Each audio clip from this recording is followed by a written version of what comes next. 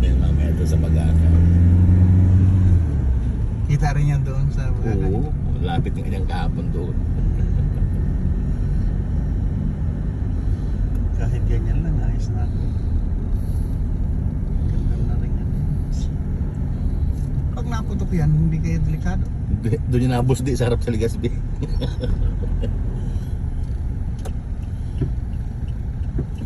Pero kung tutusin,